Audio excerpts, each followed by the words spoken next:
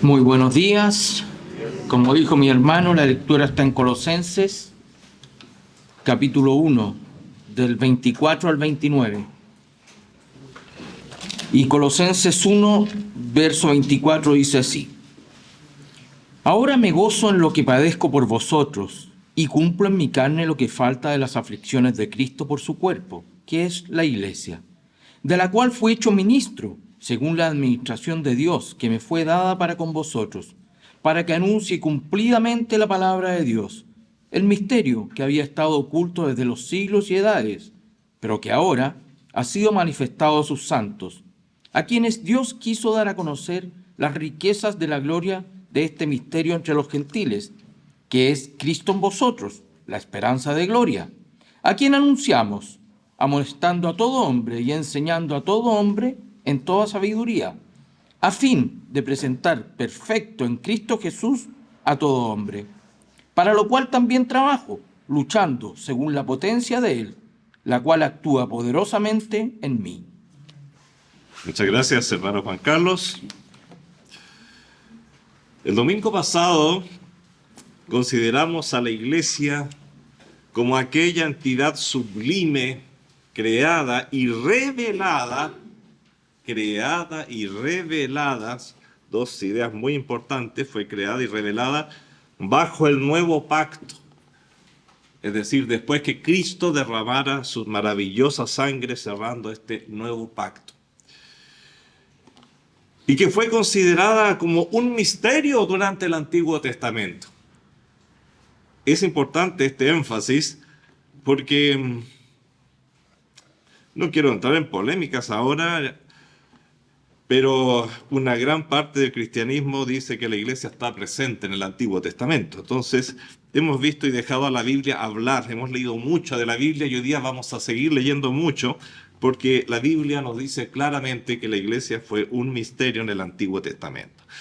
Hoy quiero invitarles a continuar avanzando en lo que se encuentra asociado a este maravilloso organismo llamado, imagínense, el cuerpo de Cristo, de quien Él es la cabeza.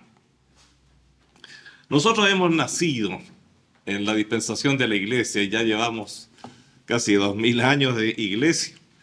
Para nosotros quizás no es misterio realmente y nos llama la atención cada vez que vemos, y a veces hasta 9 veces en una porción o en un libro, la palabra misterio, misterio.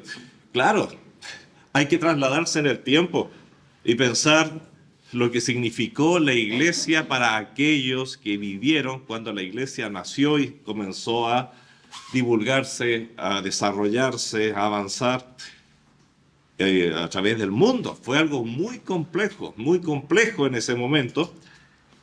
Y en ese momento es cuando se está escribiendo justamente el Nuevo Testamento. Así que ahí entendemos un poco más a Pablo. Pero qué importante es que nosotros entendamos, porque nos ayuda a valorizar más lo que es la iglesia. Un niño que ha nacido en riqueza no valoriza lo que tiene, porque lo ha tenido siempre. Un niño que ha nacido en pobreza valoriza lo que tiene y si llega a tener más, bueno, lo va a valorizar mucho más. Hermano, nosotros a veces no valorizamos lo que es realmente la iglesia. Y por eso el domingo pasado nos detuvimos a considerar 3 cosas que no estaban en el Antiguo Testamento y que no estaban antes de la iglesia. Ahora, lo que nos ha leído nuestro hermano Juan Carlos en Colosense, aquí Pablo enfatiza lo que también les decía en la carta a los Efesios que consideramos el domingo pasado. A saber que la iglesia constituyó un misterio, la palabra aparece nuevamente, durante todas las dispensaciones anteriores a la de la gracia. Aun cuando la información sobre este misterio llegó a ser abundante, no obstante, estaba completamente cubierta con un grueso velo, podríamos imaginarlo, de tal manera que nadie sabía lo que había debajo de ese velo. Solamente el día de Pentecostés, y de ahí en adelante se comenzó a revelar. Fue el, llamémoslo así porque en griego es correcto decirlo, el apocalipsis, es decir, el develar, desvelar o sacar el velo que cubría a este misterio de la iglesia. Este misterio no es otra cosa que la iglesia. Se caracteriza, decíamos, al menos por 7 cosas totalmente nuevas, pero sí profetizadas para esta dispensación. Vimos 3 el domingo pasado y se las voy a recordar. Vimos que tenemos un nuevo pacto, algo tremendamente importante. En la Biblia se habla de 8 pactos, o encontramos 8 pactos mayores, aparte de otros pactos menores, pero hay 8 pactos mayores y este es uno de los más importantes y que da sentido realmente a toda la Biblia, a todos los otros pactos. Es muy importante. Y bueno, aparte de un nuevo pacto, vimos que con este nuevo pacto y al poco del nuevo pacto se inicia una nueva dispensación, algo totalmente distinto, justamente todo bajo velo en el Antiguo Testamento, todo bajo la palabra misterio. Y también concluye, pero al mismo tiempo se inicia un nuevo sacerdocio. Esos fueron los 3 puntos que consideramos el domingo pasado. Hoy día quiero considerar otras 3 cosas asociadas al nacimiento de la iglesia. Pues bien, un nuevo pacto, una nueva dispensación, un nuevo sacerdocio implica necesariamente, es intrínseco, ¿no es cierto?, un nuevo mensaje. Un nuevo mensaje. Pablo le decía a la iglesia en Éfeso, en la que nos detuvimos bastante el domingo pasado, que oren por él para que pueda entregar el mensaje con denuedo, es decir, con valor, con coraje, y lo dice de la siguiente manera en el libro o la carta a los Efesios, en el verso 18 del Efesios 6. Orando, dice, en todo tiempo, es cuando habla de la armadura del cristiano, y luego dice, al terminar, digamos, de definir y describir lo que es la armadura del cristiano, le agrega, orando en todo tiempo, con toda oración y súplica en el Espíritu, y velando en ello en toda perseverancia y súplica por todos los santos, y ahí se incluye Pablo mismo, y por mí, a fin de que, notemos esto, de que al abrir mi boca me sea dada palabra para dar a entender, para dar a conocer con denuedo, ¿qué cosa? El misterio del Evangelio. Podría haber dicho solamente el Evangelio, pero tiene de sufijo, podríamos decir, el misterio del Evangelio. Claro, porque el Evangelio en ese momento era todo un misterio, era todo cosa nueva. Para ti es normal, es conocido. Y hablamos de evangelios nomás, pero en ese momento estamos hablando del misterio del Evangelio. Cosas nuevas totalmente. Y luego le agrega, por lo cual soy embajador en cadenas, que con denuedo hable de él, cómo debo hablar, porque es todo nuevo, no es el lenguaje habitual que he utilizado durante toda mi vida. Esto es algo nuevo. Sí, la iglesia implicó un nuevo mensaje. Un poco antes, en la misma carta a los Efesios, Pablo se ha expresado así referente al Evangelio o buenas nuevas. Nosotros ya no ocupamos la palabra misterio porque es demasiado conocido, pero en ese entonces, insisto e insistiré, era un misterio, era cosa nueva y que venía desentrañándose recién desde el Antiguo Testamento. Y entonces, aquí Pablo les dice, misterio, la palabra la encontraremos muchas veces, que en otras generaciones no se dio a conocer. Definitivamente, queridos hermanos, y les digo a aquellos hermanos que están confundidos con esto, la Biblia es demasiado clara y por eso estamos usándola mucho para demostrar cómo ella misma nos dice, nos asegura que este misterio no fue dado a conocer antes. Como dice, nos fue dado misterio que en otras generaciones no se dio a conocer a los hijos de los hombres, como ahora es revelado a sus santos, apóstoles y profetas por el Espíritu. Que los gentiles, y aquí está el corazón, son coherederos y miembros del mismo cuerpo y copartícipes de las promesas en Cristo Jesús por medio del Evangelio. El Evangelio es lo que difunde y lo que permite ¿Cómo van a hacer? ¿Cómo van a aceptar a Cristo si no reciben primero el Evangelio, las buenas nuevas, el conocimiento de lo que significa Cristo, el conocimiento de lo que significa esta nueva dispensación? También a la iglesia de Colosas, Pablo le escribe diciendo, y va a decir, pastor, se está rayando, pero no, quiero dejar muy claro que esto es bíblico y nosotros somos una iglesia bíblica y seguimos lo que la Biblia dice, no lo que el señor Calvino pueda pensar o otro gran pensador pueda pensar. Lo respetamos mucho, pero la Biblia está primero, por sobre todos. Y les dice a los hermanos de Colosas, perseverad en la oración, velando en ella con acción de gracias, orando también al mismo tiempo por nosotros, para que el Señor nos abra puerta para la palabra, a fin de dar a conocer el misterio de Cristo. Otra vez la palabrita misterio, quizás nos molesta ahora, pero en ese momento era un misterio, por el cual también estoy preso, para que lo manifieste cómo debo hablar. Una y otra vez a los diferentes hermanos, Pablo, muy humildemente. ¡Qué maravilla! Esto me fascina del apóstol Pablo y contradice, pero centenares de pastores que hoy día, con una soberbia tremenda, hablan y dicen haber recibido nuevas revelaciones. El apóstol Pablo es el hombre más humilde de la tierra, siendo uno de los más grandes que ha habido sobre la faz del planeta y que ha proclamado el Evangelio. Y él le pide a la iglesia, por favor, oren por mí para hacer las cosas bien. Porque quiero entregar esto que es misterioso para muchos todavía, porque no es conocido en todo el mundo, pero por favor, ayúdenme en oración para saber cómo hablar. Me encanta esa humildad. Y creo que ese es el principio que debemos seguir todos los cristianos. Porque aun cuando para nosotros ya no es misterio, hermanos queridos, para el que no conoce el Evangelio, sigue siendo misterio. Sigue siendo un misterio. Tantas personas que se asombran cuando uno abre la Biblia y les muestra la verdad. Otros ni se asombran porque no les interesa, simplemente están acostumbrados a recibir. Pero la palabra de Dios nos revela y nos da este misterio para ser entregado. Este evangelio, hermanos queridísimos, estas buenas nuevas, fue desconocido en el pasado y lo volveré a insistir una vez más. Fue un misterio, el cual ahora es anunciado a toda criatura.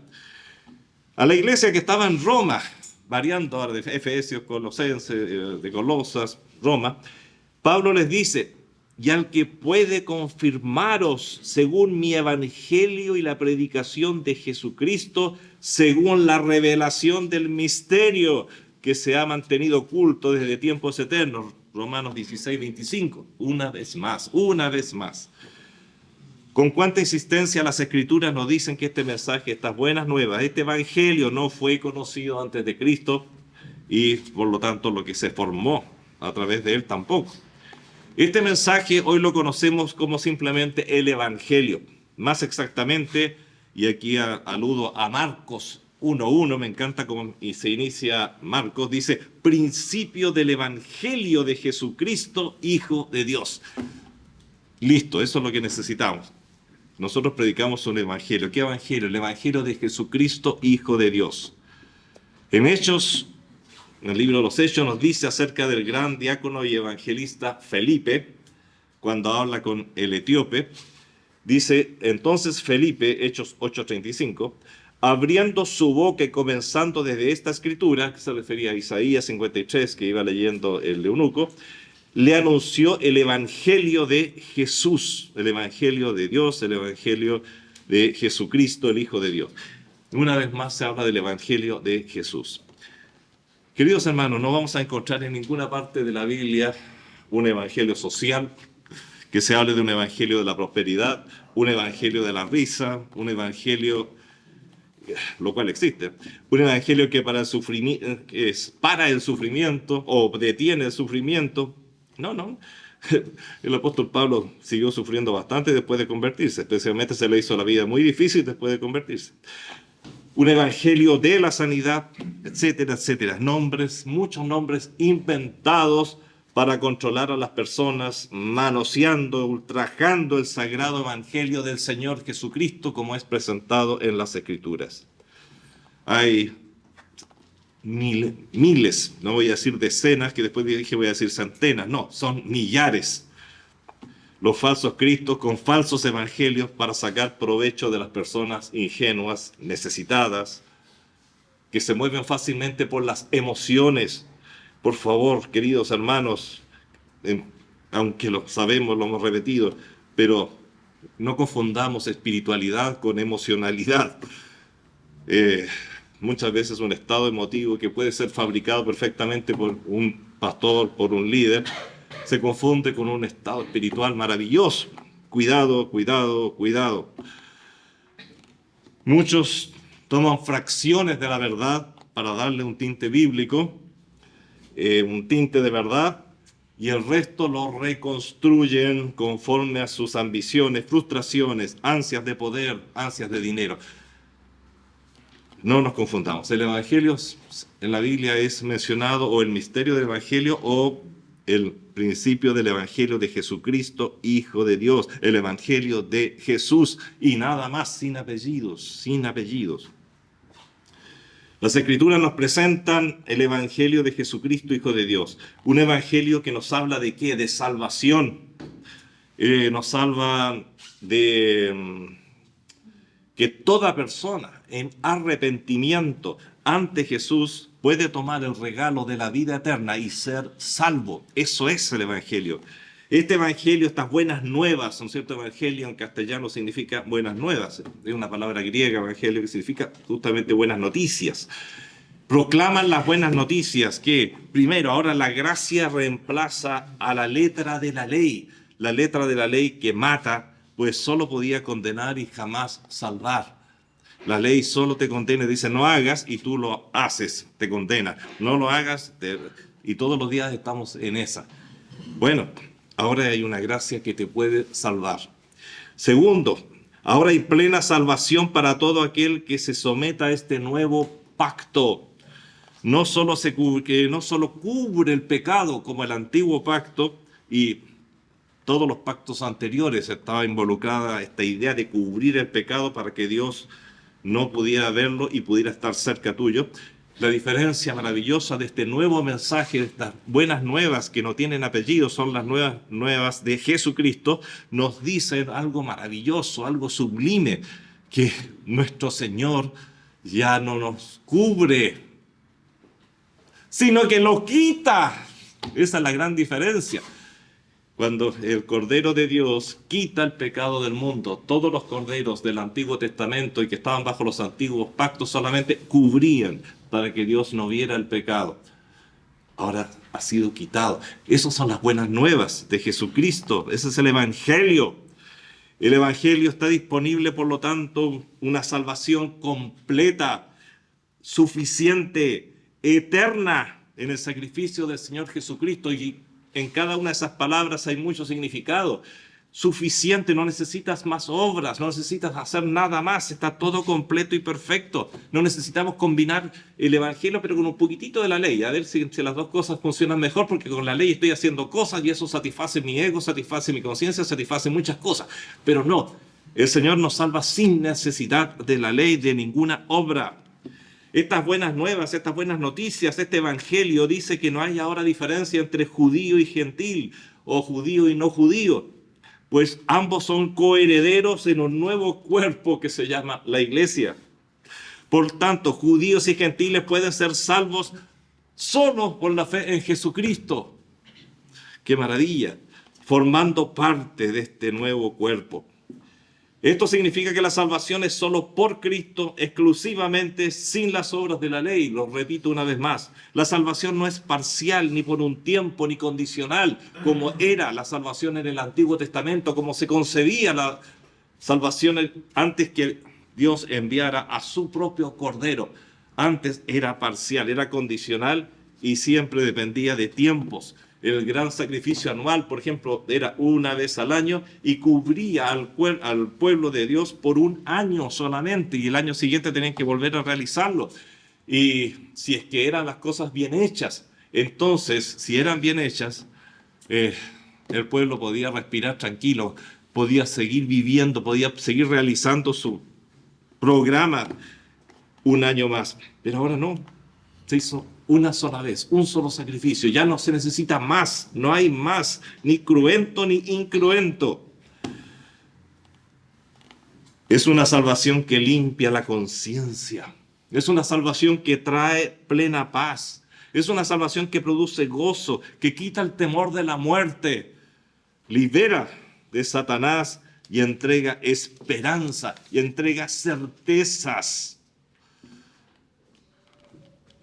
Sí, definitivamente hay un nuevo mensaje que se llama Evangelio, unas buenas noticias, las mejores noticias, que no se comparan a ninguna buena noticia que se haya entregado en el Antiguo Testamento, salvo aquellas que adelantan lo que justamente se dio después y con la muerte de Cristo. Queridos hermanos, es mucho lo que tenemos. El Evangelio es muy rico, es mucho. No es solamente esa salvación, no es solamente librarte del infierno, no es solamente recibir un regalo de vida eterna. Implica todas esas otras cosas. ¡Qué maravilla! Eso es el Evangelio. No le pongamos apellido de ninguna manera porque estaríamos ensuciándolo. Otra de las características únicas que solo conoció la iglesia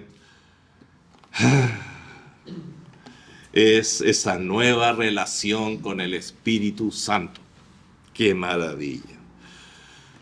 Otra de las características únicas de las cosas nuevas que se observan desde el inicio de la iglesia es la especial manera de actuar, la especial manifestación del Espíritu Santo, quien, a diferencia de su manera de actuar en el Antiguo Testamento, ahora bajo la dispensación del misterio, bajo esta nueva dispensación, viene y se queda de una manera muy especial con la iglesia.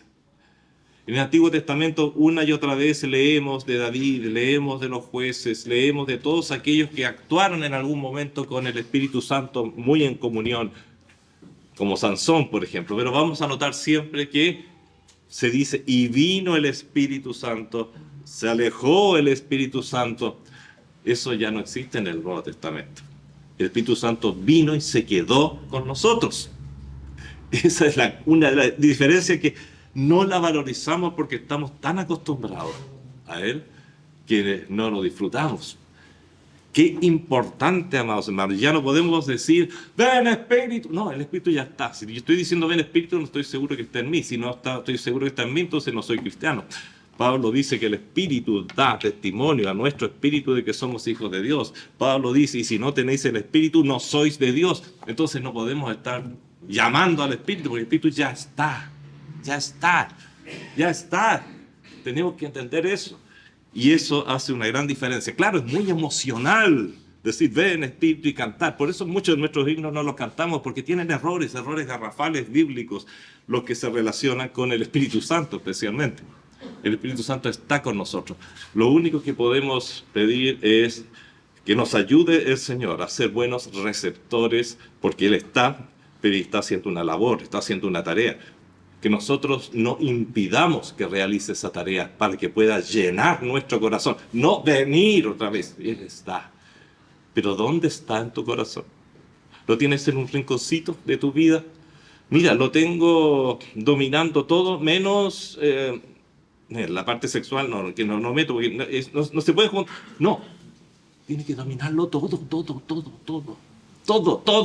Eso se llama plenitud del Espíritu. La plenitud del Espíritu cuando el Espíritu Santo controla cada rinconcito de tu vida, cada emoción, cada acto, cada pensamiento. Eso es plenitud del Espíritu.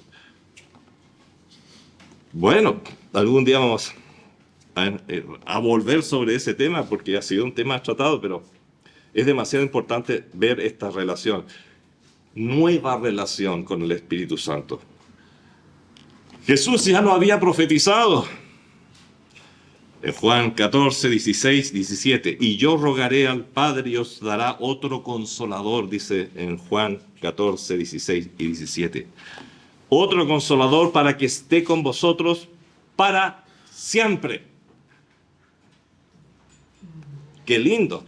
David incluso tenía que decir, en buenas cuentas, saques el espíritu, no me lo... Porque todos ellos tenían la posibilidad de que el espíritu se fuera, volviera, dependiendo a las circunstancias. Nosotros no, para siempre, está con nosotros. El problema es qué estamos haciendo nosotros con el espíritu. No es ya un tema del espíritu. El espíritu de verdad, dice el Señor, el cual el mundo no puede recibir, es solo para el creyente. Es solo para el creyente. Si alguien no ha recibido, es porque sigue siendo del mundo. Porque no le ve ni le conoce, pero vosotros le conocéis, porque mora con vosotros y estará en vosotros. Claro, ahí estaba el grupo de apóstoles y estaba con ellos y estaba haciendo grandes maravillas, pero iba a venir de una manera tal que ni ellos se lo podían imaginar. Por eso dice, y estará con vosotros para siempre, si recordamos la frase que había un poquito antes. Entre sus muchas tareas, el Espíritu Santo nos vendría a guiar. Pero cuando venga el Espíritu de verdad, Él los guiará a toda verdad. Juan 16:3. Una de las maneras de guiarnos a toda verdad fue inspirando a los escritores de lo que hoy conocemos como el Nuevo Testamento. Pensemos que mientras se decían estas cosas, el Nuevo Testamento ni empezaba a escribirse. El Nuevo Testamento donde nos deja todo lo que necesitamos saber hasta que el Señor nos llame a su presencia para enseñarnos más cosas. Pero mientras tanto, todo lo que tú necesites saber, todo está aquí, todo. ¿Quieres tener más comunión con el Espíritu Santo? Lee más tu Biblia. Ella fue inspirada por el Espíritu Santo. Ella te entregó. Aquí está todo lo que el Espíritu Santo quiere que tú sepas en esta dispensación. ¿Quieres entender mejor? Pide iluminación al Espíritu Santo. No nueva palabra, no nueva revelación. La revelación es más que completa y aún difícil de entender o imposible de entender sin su iluminación. Así que el gran error es pedir, Señor, revélame. No. Está todo revelado aquí. Todo. El Espíritu vino para dar inicio a la iglesia. ¡Qué maravilla! Y continuar formándola hasta que el número de los redimidos bajo esta dispensación se complete. Día a día van siendo aumentados, agregados a la iglesia aquellos que han de ser salvos. Dice Efesios 1:3, en él también vosotros, habiendo oído la palabra de verdad, el evangelio de vuestra salvación, y habiendo creídos en él, fuisteis sellados con el Espíritu Santo de la promesa. En realidad, el ministerio del Espíritu Santo es variado, es complejo, es único, es maravilloso. Pues él, aún siendo inconverso, ya nos llamó, nos convenció de pecado, nos llevó al arrepentimiento, nos llevó a reconocer en Cristo al Salvador. Luego que reconocimos a Cristo como Salvador, ¿qué hace? Nos sella, dice acá, nos sella, pone un sello maravilloso, porque ese sello es un sello de propiedad. Los sellos generalmente son inertes, los sellos pueden ser lacres, ¿no es cierto? Y con una marca que indica quién es el dueño. Pero este sello es vivo, un sello vivo. Por eso, hermano, convéncete si que aún dudas, porque es una de las grandes luchas que muchos cristianos tienen durante toda su vida. Si fuiste sellado con el Espíritu Santo, ¿hay fuerza alguna en el cosmos o en ti mismo para romper ese sello? Por eso la salvación no se pierde, hermanos, porque estamos sellados con el Espíritu Santo. Y si alguien anda buscando el Espíritu Santo y ya se convirtió, simplemente es problema de conocimiento. Vaya a la Biblia y descubra que, por favor, ya lo tiene. Estás buscando algo que ya lo tienes. Hay muchos hermanos confundidos por esto. Realmente el problema no es de ellos, sino que de quienes lo dirigen.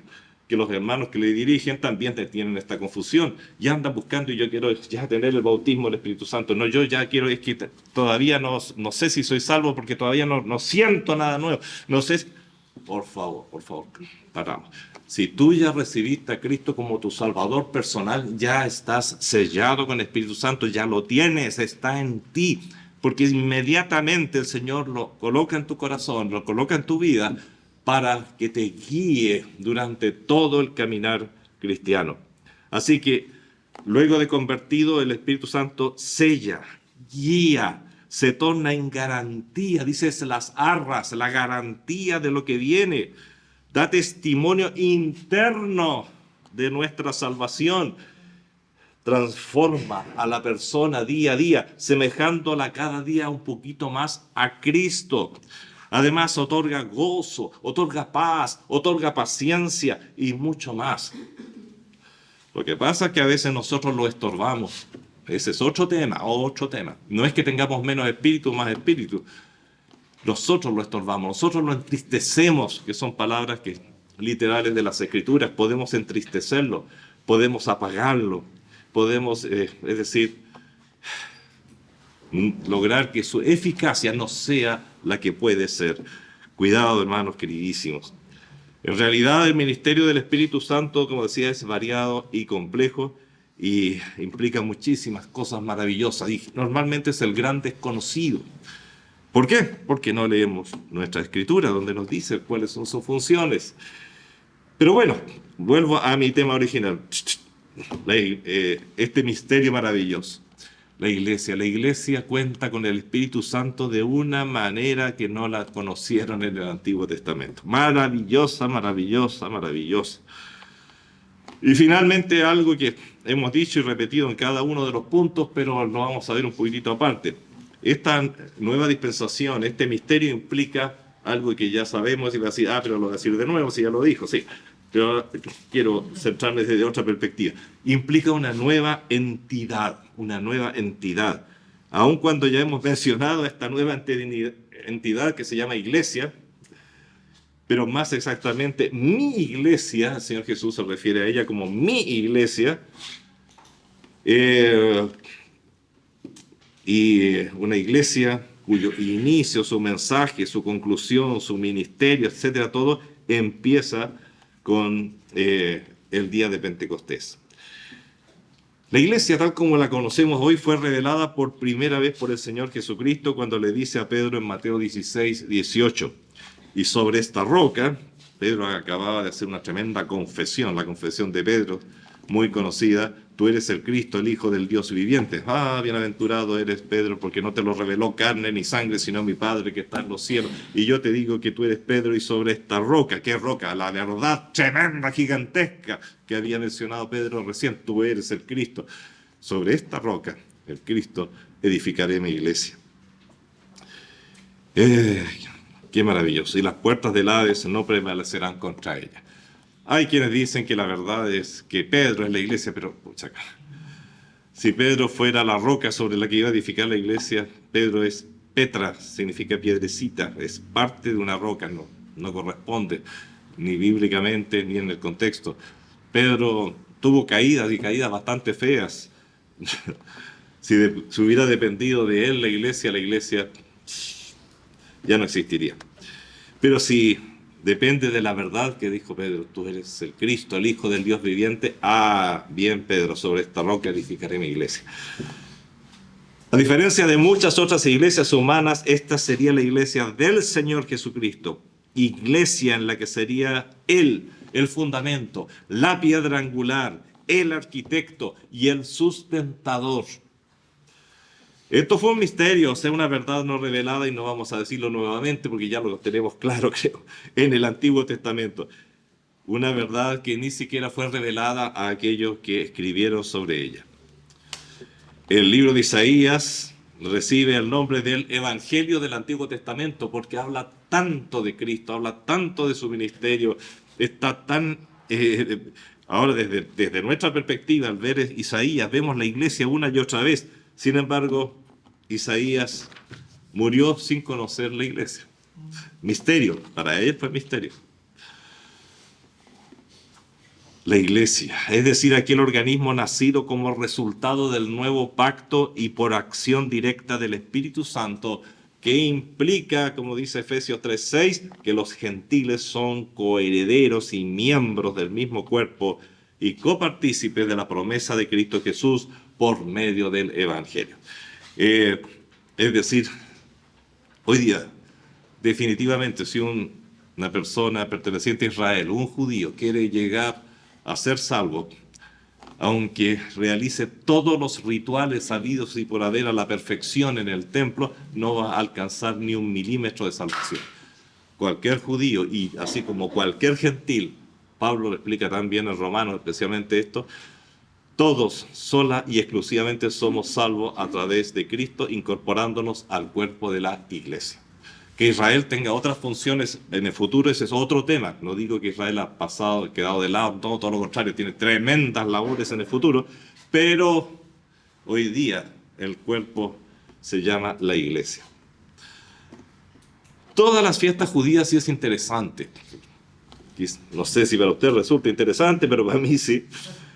Todas las fiestas judías establecidas por Dios se pueden asociar con temas directamente relacionados con Israel. Se les fueron dados a ellos. Su formación, sus cosechas, su relación con Dios, todo estaba asociado a estas fiestas y tenía y guardaba relación con ellas. Pero también, y lo aclaro esto antes para que no digan que le estoy quitando el sentido a las fiestas judías. No, tienen una relación directa con Israel, su tiempo, su relación tal como estaba establecida en el Antiguo Testamento. Pero además podemos ver significados proféticos que se proyectan más allá de Israel en el tiempo y tienen lo que podríamos llamar un significado mistérico. Y eso se revela en Jesucristo y la formación de la iglesia. Mira, menos palabras y más ejemplos. La Pascua judía. ¿Qué significa en primera instancia para el judío? Significa la liberación es la celebración, como una cuenta y conmemoración de la liberación de Egipto. Está lleno de símbolos maravillosos que habla de la redención de Dios para con su pueblo. Pero tras todo ello está anunciando el sacrificio de Cristo. Todo ese corderito, toda la sangre utilizada, la sangre con la que se pintaban los dinteles, etcétera, etcétera, de las puertas, y que permitía que el ángel de la muerte pasara de largo porque una criatura había muerto en lugar del primogénito de esa casa. Todo nos habla de Cristo y nos habla especialmente del gran sacrificio de Cristo. A los 3 días había algo muy especial, de lo que hablamos muy poco normalmente, pero estaba la parte de esta misma celebración muy especial, muy grande, muy importante para Israel, estaba la presentación de las gavillas. ¿Qué anuncia esto al tercer día? Obviamente la resurrección del Señor Jesucristo. Para ellos tenía significados asociados a las cosechas, etcétera, una serie de cosas y de gratitud y reconocimiento en Dios de todo ello. Pero allí está la resurrección del Señor Jesucristo guardadita, escondidita, apuntando hacia el futuro. Y así fue como el Señor resucitó justamente el tercer día, confirmando ese significado. Y así hay otra fiesta, la fiesta de las trompetas. De alguna manera para el judío tenía mucha importancia, pero también hay una proyección futura maravillosa considerando a Cristo y la iglesia. Y obviamente Pablo varias veces habla de la trompeta que se tocará el día en que la iglesia sea arrebatada. Ahí está escondida el arrebatamiento de la iglesia formada por nuestro Señor Jesucristo. La fiesta de los tabernáculos, bueno, muy importante para Israel porque les recuerda la provisión de Dios a través de todo su peregrinaje en el desierto. Pero también hay una dimensión para nosotros, el tiempo del peregrinaje antes de llegar a la patria celestial. Y bueno, llegamos a Pentecostés. ¿Cuántos pentecosteses había celebrado Israel como fiesta de las cosechas? Sin embargo, para muy poco y quizás para nadie, realmente si consideramos que era misterio, nadie se daba cuenta de que ahí estaba también escondido el nacimiento de la iglesia. Pentecostés, Sefirat HaOmer o Shavuot, nombres hebreos que se le da a esta misma fiesta. Es una de las llamadas fiestas mayores y que está muy relacionada con nosotros. Es una fiesta alegre, es una fiesta de cosecha, de gratitud. También se le conoce como la fiesta de las semanas, es lo mismo que Pentecostés, o fiesta de la siega del trigo. Es el día de las primicias, se celebra 50 días después de la Pascua. Pero seamos más exactos, si vamos a Levítico 23, 15, 16, veremos algo muy interesante, porque más exactamente se celebra 50 días después del ofrecimiento de la gavilla Mesías, es decir, de la resurrección. Está tan claro, todo escondidito ahí, escondidito en el Antiguo Testamento, y de gran bendición para el pueblo de Israel el trabajar con ellos. Pero mira todo lo que guarda, todo lo que viene. Porque esta fiesta mantenía en su seno una profecía maravillosa, la profecía que implicaba la nueva cosecha, que es la iglesia, las primicias, y justamente en un Pentecostés como 3.000 fueron agregados en un solo día a la iglesia, las primicias, la nueva cosecha. En Pentecostés, ese Pentecostés posterior a la Pascua en la cual fue sacrificado el Cordero de Dios, nace la iglesia. Qué interesante esa perspectiva, para mí es muy interesante esa perspectiva desde el Antiguo Testamento, cómo estuvimos siempre en los planes de Dios y cómo estuvo a la vista de todos, pero sin verlo, sin poder verlo, entenderlo plenamente. Y ya concluyo, hermanos, vivimos en una dispensación que no tengo una mejor palabra, la busqué, pero no la encontré, pero simplemente la describiría como magnífica. Y lo que quiero es transmitirles a ustedes esta cosa magnífica, que sientan ojalá este mismo sentido de magnificencia, que estoy viviendo algo maravilloso, algo sublime, algo que fue anunciado y tuvo un origen esplendoroso y conmovedor con esa nueva manifestación del Espíritu Santo con nosotros. Implicó la muerte, implicó la resurrección de nuestro Señor, implicó la ascensión y posterior envío del Espíritu para cumplir una misión que se encuentra vigente. El antiguo pacto quedó atrás, estamos en el nuevo pacto y está vigente nuestro trabajo, está vigente y el Señor está esperando lo que estamos haciendo. Agradezcamos y cumplamos con nuestro elevado deber de glorificar el nombre del Señor, honrando nuestros cargos y utilizando los dones y talentos y responsabilidades a las que hemos sido llamados bajo la dispensación de la iglesia. Hermanos, es un desafío, es un recordatorio, es un intento de revalorizar lo que estamos viviendo. Eres parte, formas parte de la iglesia, algo muy importante. Y vamos a dejar todavía una cosa más. No podríamos extendernos en el tiempo con este mensaje, pero decidí dejar una cosa más en el futuro. Dije 7 cosas al menos nuevas para esta iglesia. Lo que vamos a ver, y muy asociado al mes que estamos viviendo, porque este es el mes de la Biblia, lo que nos dejó es el Nuevo Testamento, que no tuvo todos aquellos que vivieron bajo el Antiguo Pacto, el Nuevo Testamento. Y eso implica y explica muchísimas cosas que hoy día también confunden. Y por ser parte del mes de la Biblia, la próxima vez que nos veamos vamos a hablar fundamentalmente de ese tema. Esa séptima cosa que nos dejó, esa séptima maravilla que nos dejó la dispensación de la iglesia. Padre Celestial, te damos gracias por todo este significado y te pedimos, Señor, que nos ayudes a valorizar y revalorizar, Señor, lo que significa ser parte, Señor, de la iglesia, vivir en esta dispensación. Te damos gracias, Señor, y te pedimos que nos ayudes a cumplir, a trabajar conforme a lo que tú nos has pedido y con lo que nos has honrado, Señor. Sí. Muchas veces vemos el trabajo como algo tedioso, algo antipático, pero Señor, es un privilegio, es maravilloso. Eso es porque no entendemos todavía lo que significa formar parte de la iglesia.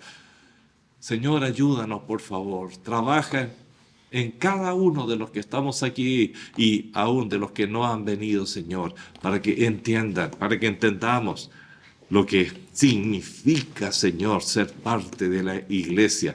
Y esto implica, Señor, es la iglesia local, que es la forma en que tú trabajas tu iglesia, Señor, a través de pequeñas congregaciones, la gran iglesia universal. Gracias, Padre, en el nombre de Jesús. Amén.